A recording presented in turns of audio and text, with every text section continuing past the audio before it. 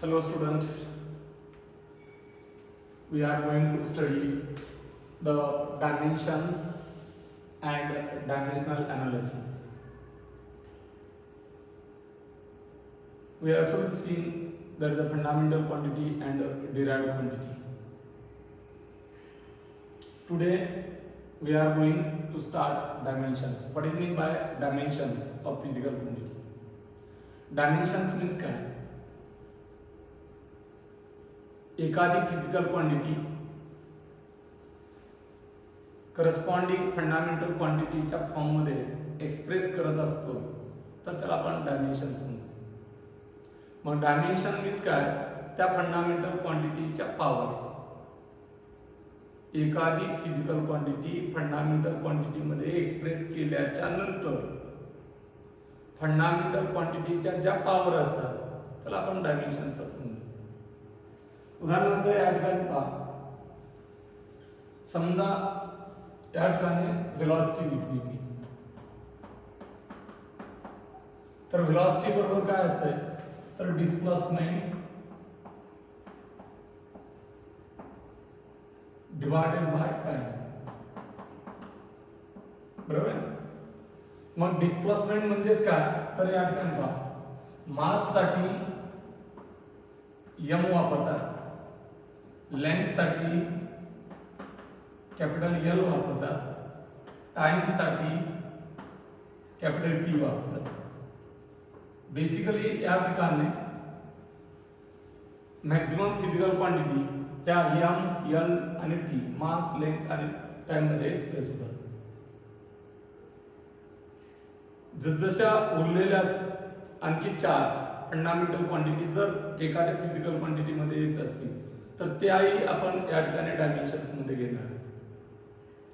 मग या ठिकाणी पहा, इथे डिस्प्लेसमेंट म्हणजेच ही लेंथ, डिस्प्लेसमेंट म्हणजेच दॅट द लेंथ आणि टाइम दॅट द टी. मग लेंथ किती वेळा आहे? एकदा. टाइम किती वेळा आहे? एकदा आहे, पण तो खाली वरती घेतला t⁻⁻1. मग याच्यात मास आहे का? नाही. मग या ठिकाणी पहा m⁻0 जी फंडामेंटल क्वांटिटी ॲब्सेंट आहे, जी फंडामेंटल क्वांटिटी ॲब्सेंट आहे त्या फंडामेंटल क्वांटिटीची पॉवर किती घेतली मी? 0. आणि मग डायमेन्शन काय येतात तर m⁻0, L⁻1 and t⁻⁻1. Actual 0 in mass, 1 in length and -1 in time. Dimension हे नेहमीच एखाद्या फिजिकल क्वांटिटीचे लिहायचे असतील तर ते स्क्वेअर ब्रॅकेट मध्ये लिहितात. आणि मग व्हेलॉसिटीचे डायमेन्शन काय? 0 in mass, 1 in length and -1 in time. ह्या पॉवर ही फिजिकल क्वांटिटी ही कशात एक्सप्रेस केली? फंडामेंटल क्वांटिटीच्या पॉवर. आणि मग या ठिकाणी इथं डेफिनेशन आहे. What is the dimensions? Dimensions is defined as the power to which fundamental quantities must be raised. कशासाठी? To represent the physical quantity. काय म्हणलं मी? The power to which fundamental quantities must be raised to represent the physical quantity is called the dimension of that physical quantity. C R fundamental quantity एखादी जर absent असेल, does not occur, त्या physical क्वांटिटीच्या फॉर्म्युल्यामध्ये जर fundamental quantity जर absent असेल, does not occur नसेल, तर त्या फिजिकल क्वांटिटीची पॉवर म्हणजे त्या फंडामेंटल क्वांटिटीची पॉवर काय घेतली? 0. सिम्बॉल ऑफ डायमेन्शन, डायमेन्शन नेहमीच स्क्वेअर ब्रॅकेट मध्ये लिहिले जातात. कशात लिहिले जातात? स्क्वेअर ब्रॅकेट मध्ये. मग फंडामेंटल क्वांटिटी आपण पाहिल्यात एकूण 7 फंडामेंटल क्वांटिटी मेजर या ठिकाणी या 3 फिजिक्स फंडामेंटल क्वांटिटीचा मॅक्झिमम वापर असतो फिजिक्स मध्ये. आणि जसं एखाद्या फॉर्म्युलामध्ये टेम्परेचर येत असेल, इलेक्ट्रिक करंट येत असेल, ल्युमिनस इंटेन्सिटी किंवा अमाउंट ऑफ सबस्टन्स त्या डायमेन्शन मध्ये ऍड करायचं, कंपल्सरी एमएलटी मध्ये लिहायचं. मग या ठिकाणी डायमेन्शन ऑफ मासचे डायमेन्शन स्क्वेअर ब्रॅकेट मध्ये एम, लेंथचे डायमेन्शन स्क्वेअर ब्रॅकेट मध्ये L, dimension of time square bracket मध्ये capital T, dimension of temperature K किंवा थीटा ने रिप्रेझेंट केलं जातं. It depends upon the books. वेगवेगळ्या पुस्तकांमध्ये डायमेन्शन टेम्परेचरचं के किंवा थीटा ने रिप्रेझेंट केलं जातं. Dimension of electric current ampere A किंवा आय ने रिप्रेझेंट केलं जातं. Dimension of luminous intensity CD ने रिप्रेझेंट केली जाते. आणि dimensions of amount of substance कशाने रिप्रेझेंट केलं जातं? मोल ने. मासचं एम ने, लेंथचं एल ने, टाइमचं टी ने, टेम्परेचरचं के किंवा थीटा ने, इलेक्ट्रिक करंटचं ए किंवा आय ने, आणि ल्युमिनस इंटेन्सिटी सीडी आणि amount of substance that is the mole. See here, what is the dimensions formula? When we express the physical quantity, एखादी फिजिकल क्वांटिटी ज्यावेळेस आपण in terms of dimension express करतो त्याला आपण dimensional formula असं म्हणतो. उदाहरणार्थ डायमेन्शनल फॉर्म्युला फॉर वेलोसिटी. या ठिकाणी ही वेलोसिटी डायमेन्शनल फॉर्म्युलामध्ये डायमेन्शन मध्ये ज्यावेळेस ही एक्सप्रेस केली 0 in mass, 1 in length and -1 in time. हा तिचा म्हणजे कुणाचा वेलोसिटीचा डायमेन्शनल फॉर्म्युला झाला. मग डायमेन्शनल इक्वेशन म्हणजे काय? What is the dimensional equation? Dimensional equation म्हणजे काय? डायमेन्शनल इक्वेशन समजा एखादी physical quantity say that velocity. मग वेलोसिटीचे डायमेन्शन काय होतं? 0 इन मास, 1 इन लेंथ आणि -1 in time. That is m to the 0, l to the 1, t to the -1. Any physical quantity is equate with its dimensional formula. काय म्हणलं मी? physical quantity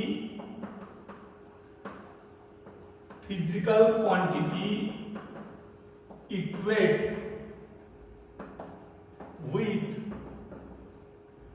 its dimensional formula is called dimensional equation.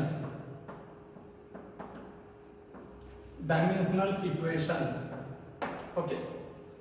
See here, आता आपण dimension determine करणार आहे. एक गोष्ट लक्षात आणखी ठेवा, जनरली डायमेन्शन स्क्वेअर ब्रॅकेट मध्ये लिहिले जातात M, L, T, K, A किंवा आय, बरोबर ना. त्यानंतर किती झाले? सी डी आणि M O L. 7 fundamental quantity. पण मॅक्झिमम डायमेन्शन आपण एमएलटी मध्ये एक्सप्रेस करतो. जर टेम्परेचर येत असेल, करंट येत असेल, किंवा अमाउंट ऑफ सबस्टन्स येत असेल, किंवा ल्युमिनस इंटेन्सिटी येत असेल, अमाउंट ऑफ सबस्टन्स येत असेल, तर करस्पॉन्डिंग आपण डायमेन्शन एक वाढवत चालणार. मग या ठिकाणी पहा, एक एक्झाम्पल म्हणून मी या ठिकाणी घेतो. एरियाचा फॉर्म्युला काय रे? कोणताही एरिया सांगितला तरी चालतो. समजा रेक्टँगलचा एरियाचा फॉर्म्युला काय? Length into breadth.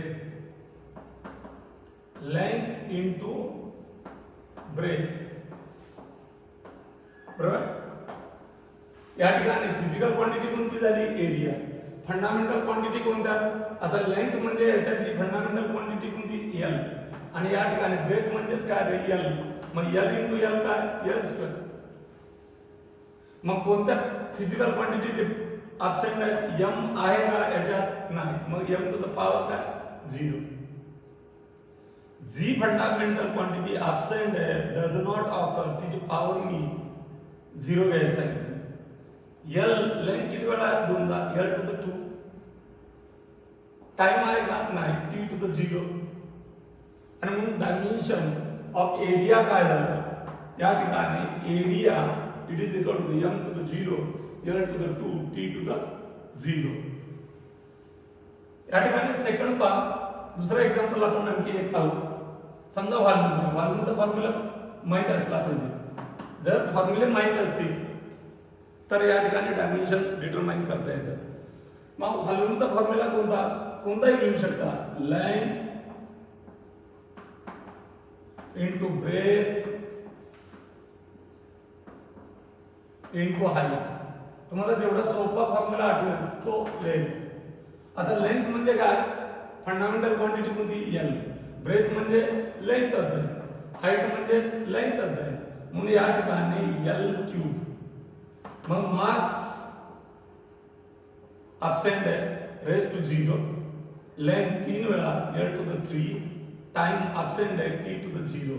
आणि it is the dimension of volume. तिसरा या ठिकाणी पहा. What is the velocity? Velocity means काय? Displacement divided by time. Okay. आता मला सांगा फंडामेंटल क्वांटिटी डिस्प्लेसमेंट काय? एल. लेंथ. Time T. हा खालचा वरती घेतला पॉवर किती? 1. खालचा वरती घेतला टी टू द -1. आणि म्हणून डायमेन्शन काय येते? या ठिकाणी पहा. मास आहे का? नाही. M to the 0. लेंथ किती वेळा? एकदा एल टू द 1. आणि टाइम किती वेळा? एकदा raise to -1. m to the 0 l to the 1 t to the -1. that is the dimension of velocity. सोपं आहे की नाही? आता सोपं सांगतो तुम्हाला. आणखी काही एक्झाम्पल घेऊ आपण. ऍक्सलरेशन. ऍक्सलरेशनचा फॉर्म्युला काय असतो? Change in a velocity divided by change in time. Time interval. मग व्हेलॉसिटी म्हणजेच काय रे? Displacement divided by time. आपलं सोपं लिहायचं. डिस्प्लेसमेंट डिवाइडेड बाय काय असतं? टाइम. ओके. आणि टाइम हा टाइम काय? That is the time. मग मला सांगा वरती लिहितो मी displacement L time T. Time T आणि हा टाइम डिवाइड बाय टी. हा वरती गेला L divided by T square होईल. L T to the -2. काय ॲब्सेंट आहे? मास. लेंथ किती वेळा आली? एकदा. डायमेन्शन कशात लिहायचे असतात? स्क्वेअर ब्रॅकेट मध्ये. m to the 0 l to the 1 t to the -2. काय म्हणलं मी? m to the 0 l to the 1 t to the -2. आता पाचवा मी फोर्स घेतो. फोर्स बरोबर काय रे? Mass into acceleration. मासचं m. ओके. ऍक्सलरेशनचं velocity divided by time. Mass हा टाइम मी इकडे घेतो. Time t into velocity. आता राहिली व्हेलॉसिटी. व्हेलॉसिटी काय? डिस्प्लेसमेंट डिवाइड बाय टाइम असते. या टाइम साठी हा घेतला इकडं. हे velocity m divided by t. डिस्प्लेसमेंटचं l टाइमचं t. m l t into t t square. वरती घेतला t रेस टू -2. मग आता डायमेन्शन काय? मास किती वेळा आहे? एकदा m टू द 1. लेंथ किती वेळा आहे? एकदा l to the 1. Time -2 t to the -2 आणि मग 1 इन मास 1 इन लेंथ आणि -2 in time it is the dimension of force. सर्वात महत्वाचे या ठिकाणी हा फोर्सचा फॉर्म्युला तुम्हाला कधी आठवला पाहिजे डायरेक्ट. हा मॅक्झिमम टाइम या ठिकाणी पुढे आपल्याला उपयोगी. कशाचा फॉर्म्युला? फोर्सच्या डायमेन्शनचा फॉर्म्युला. फोर्सच्या डायमेन्शन अनेक ठिकाणी फोर्स येतो. या ठिकाणी 6 समजा फोर्सचा फॉर्म्युला पाठ आहे. काय आला होता? m to the 1 l to the 1 t to the -2. काय होता? m to the 1 l to the 1 t to the -2. लक्षात ठेवायचं आणि विसरलात तर तयार करता आलं पाहिजे. लक्षात आलं? मग मला सांगा वर्क बरोबर काय असतं रे? वर्क इज इक्वल टू काय? दहावीला झाला असेल ना फॉर्म्युला. मग वर्क बरोबर काय? Force multiplied by displacement. Okay. आता मी तुम्हाला आताच सांगितलं की फोर्सचा फॉर्म्युला तुम्हाला डायरेक्ट पाठ पाहिजे. m to the 1 l to the 1 t to the -2 असं चालतं ना? अरे बरोबर आहे का? m to the 1 l to the 1 t to the -2 आणि डिस्प्लेसमेंटचं या ठिकाणी l टू द 1. मग m to the 1 l to the 2 l to the 1 l to the 1 t to the l to the 2 t to the -2 and it is the dimension of work. आता वर्कचं एकक काय आहे? Joule. आणि एनर्जीचं एकक काय? जूलच. मग एक गोष्ट लक्षात ठेवा, ज्यांचे एकक म्हणजे युनिट सेम असतात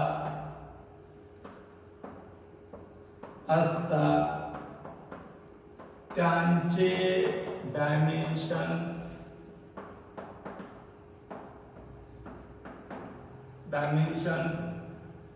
सेम असतात. ओके. आता मला सांगा मग एनर्जीचे डायमेन्शन काय येतील? एनर्जीचे डायमेन्शन काय येतील या ठिकाणी पहा. म्हणजे वर्कचे डायमेन्शन काय आले? m to the 1 l to the 2 t to the -2. मग तुमचे एनर्जीचे डायमेन्शन देखील काय येतील?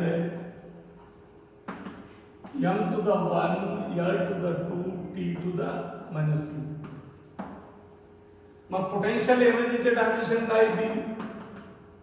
हेच येतील. कायनेटिक एनर्जीचे डायमेन्शन काय येतील? हेच येतील.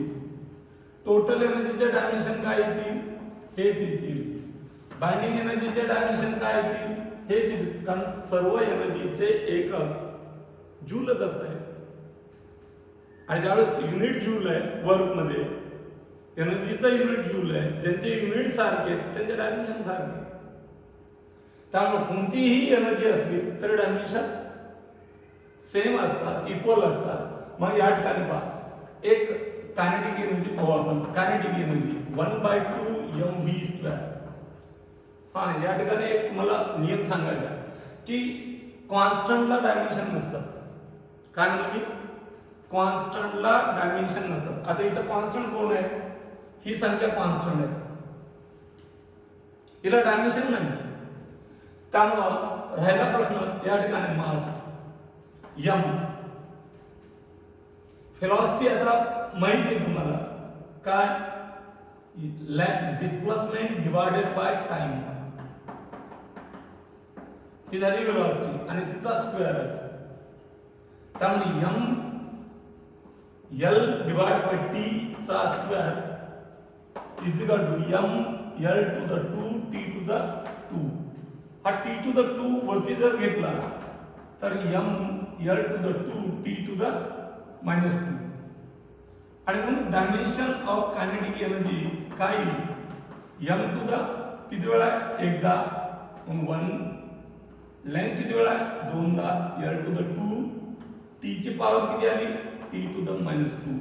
that is the dimension of kinetic energy m to the 1 l to the 2 t to the -2 आले की नाही सेम याच्यासाठी असा अनेक फिजिकल क्वांटिटी तुम्ही म्हणता किती फिजिकल क्वांटिटी तर नंबर ऑफ फिजिकल क्वांटिटी कारण आता जर मी सगळ्याच फिजिकल क्वांटिटीचे डायमेन्शन घेतले तर तुम्ही म्हणणार कुठून आले बाबा तुम्ही कन्फ्यूज होणार टेन्शनमध्ये येणार हे तर डायमेन्शन आपल्याला काय कळणार तर जसजसे 11th आणि 12th मध्ये चॅप्टर होतील जसजसे नवीन फिजिकल क्वांटिटी तुमच्या ॲड होत जातील वाढत जातील तसतसे तुम्हाला त्याचे फॉर्म्युले माहीत होतील आणि फॉर्म्युले माहीत झाले की डायमेन्शन तुम्हाला कळतील मी काही डायमेन्शन तुम्हाला या ठिकाणी नोट्स म्हणून पाठवतोय जे सिंपल डायमेन्शन असतील हे सिंपल डायमेन्शन तुम्हाला काही पाठवले जातील काही डायमेन्शन तुम्ही सॉल्व्ह करायचे 10th पर्यंत जेवढ्या फिजिकल क्वांटिटी असतील ज्यांचे फॉर्म्युले तुम्हाला माहीत असतील त्यांचे तुम्ही डायमेन्शन करू शकता तयार करू शकता समजलंय okay we can stop here